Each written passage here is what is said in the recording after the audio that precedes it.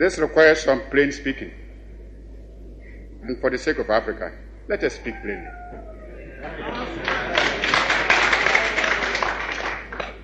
As I see it, our greatest danger stems from disunity and the inability to see that the realization of our hopes and aspirations, the realization of our objective of total African independence, and of our future progress and prosperity is inextricably bound up with the necessity to unify our policy and actions in connection with the continued struggle for independence and the greater task of economic and social reconstruction beyond it.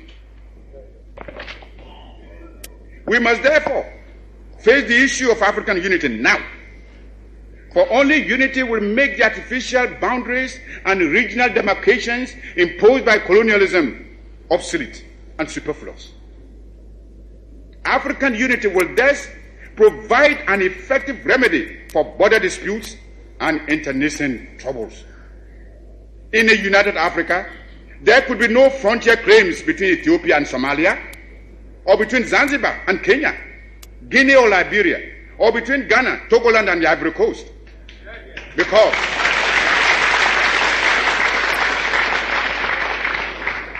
Because we would regard ourselves as one great continental family of nations.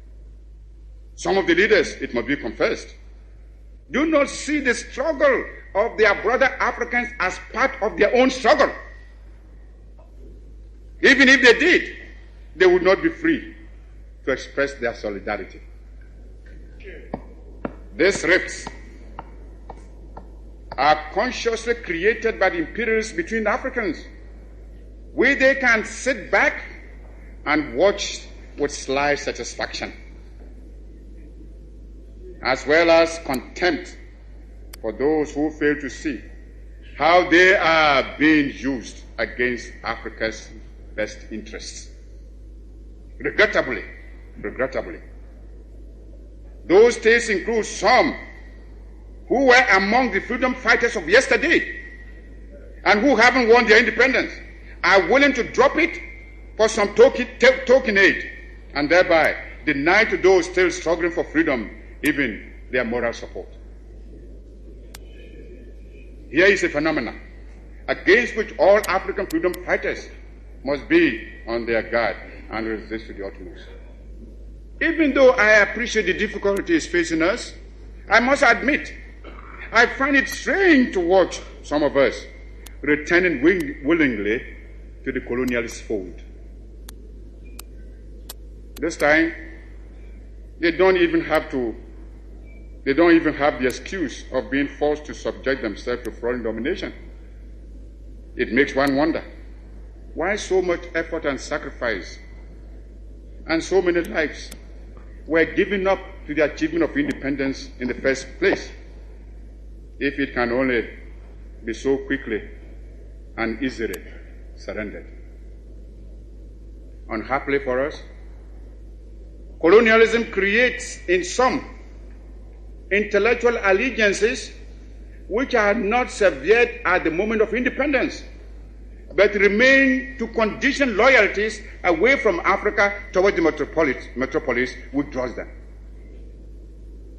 They are unable, it would appear, to accept the idea that Africans can get together to make viable and going concern of a combined African continent, but rather see their salvation in coming together in association like the Franco-African community mooted recently at Bangui. Although there are many here who speak English, French, Spanish, or Portuguese, nevertheless, we are all Africans.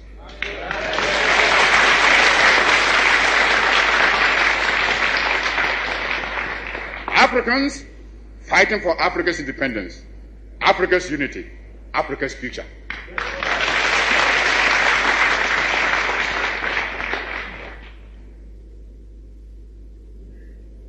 I have said that I understand the difficulties of these states, which are drawing away from the African community back into that of Europe. faced with the demands of their people for rising standards of living and better social conditions, but charged with economies that can hardly meet the recurrent expenditures of administration and maintenance. They are in dilemma. And standing at their elbows are the new colonialist agents, beckoning them back with a smile into the web of imperialism, though it may have a new look this time and offer the irresistible bait of immediate help. But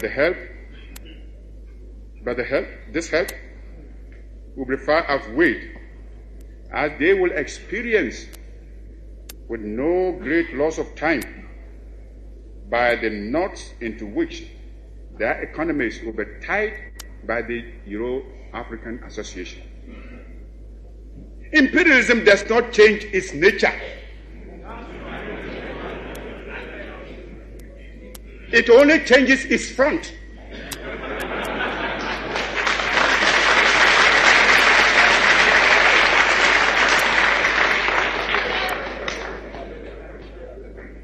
It still needs colonial appendages, whether in name or in fact, to exploit and at the same time to support its Cold War strategy.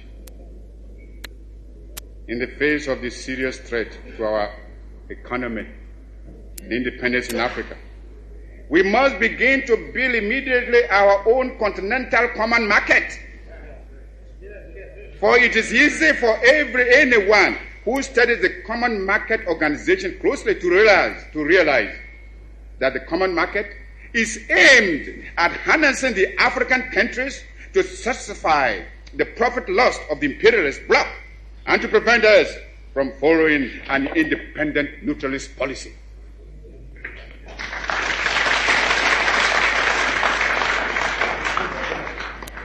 It is easy to see that the imperialists and the colonialists are determined to retain the African countries in the position of suppliers of cheap raw materials.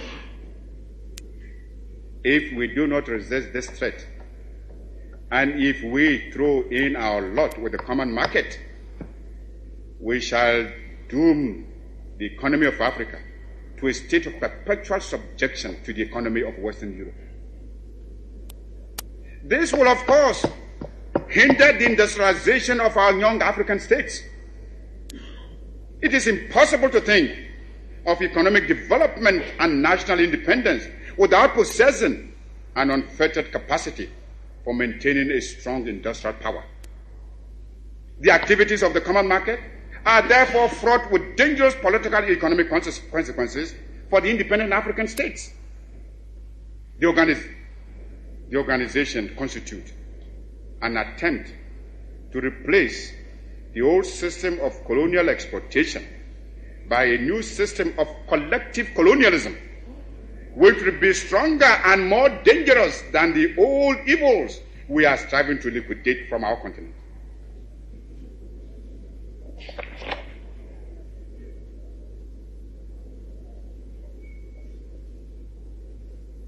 There is an alternative to Euro-African Association with its deadly implications for Africa's independence and progress. It is in an African economic community in which we can all pool our production and our trade to a common advantage. It is not difficult to imagine that the new colonialists would describe this as a pooling of poverty. It is, however, too simple a distortion of fact. Africa is rich and not poor.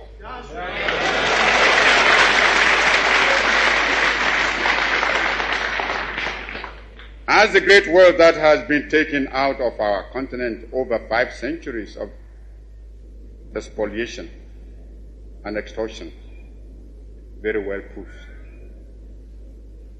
Africa has immense actual and potential wealth: gold, diamond, copper, manganese, bauxite, iron ore, uranium, asbestos, chrome, cobalt, a host of other minerals.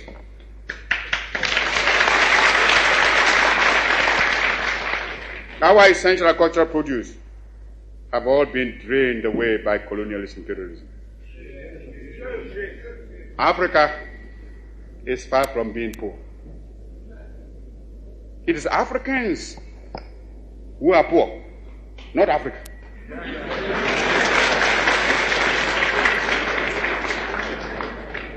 And they are poor because of the uncounted profit that has been made out of the exploitation of their labor and their lands. If we are being baited to enter a European community, we must have something that community needs, and needs badly, when it pretends to offer a bonus by way of aid. When Greeks come bearing grapes, should we not look them well in the mouth? If I may mix my metaphor. But I'm sure you get my meaning.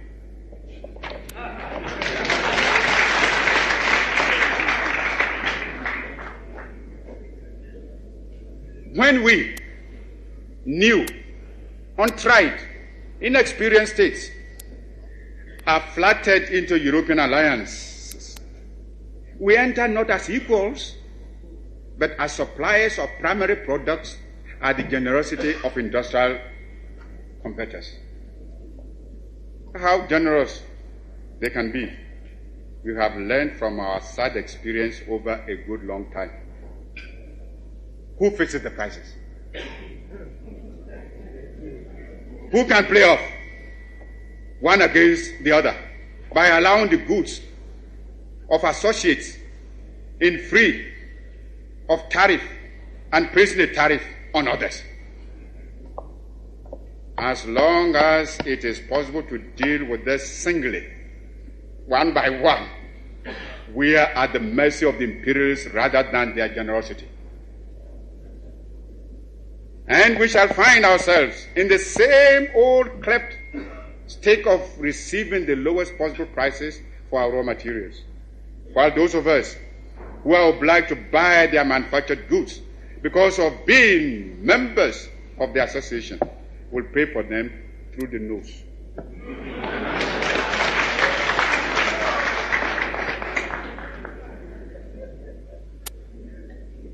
These same states will find themselves tied up in knots which will prevent their going into an open market for their needs of goods and capital investment. And above all, they will lose their option of non-alignment and find themselves dragged into the diplomacy of imperialist Cold War politics, which will operate against the independence and intrinsic interests of Africa. Those of us who cannot see through these implications can only be suffering from an intense myopia.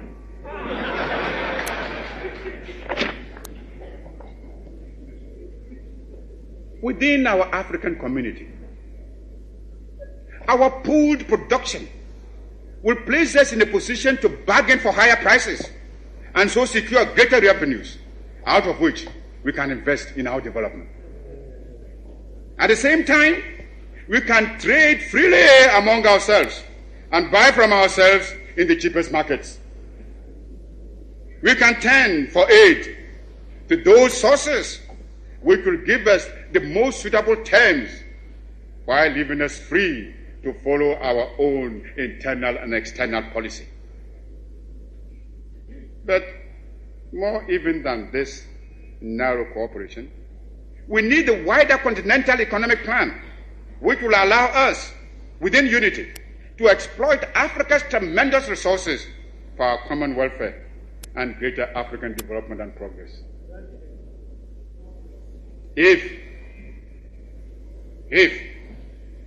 we are really sincere in our desire to see the end of imperialism in Africa, then, apart even from the consideration involved in African unity, we should turn away from any form of association with Europe, which, through its new colonialist control of our policies, will help rather to sustain that imperialism and undermine it.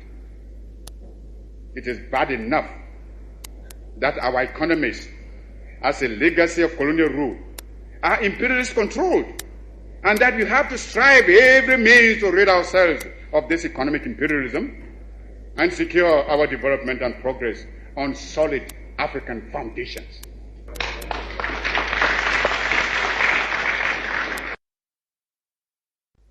This is another reason why we should come together in a unified African economic plan, which, operating on a continental scale, can make a solid attack on the imperialist domination in Africa.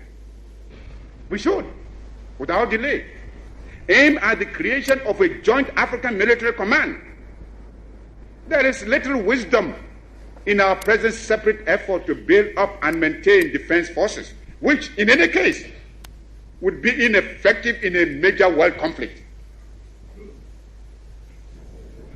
If we examine this problem realistically, we would ask, which single African state could protect itself against an imperialist aggressor?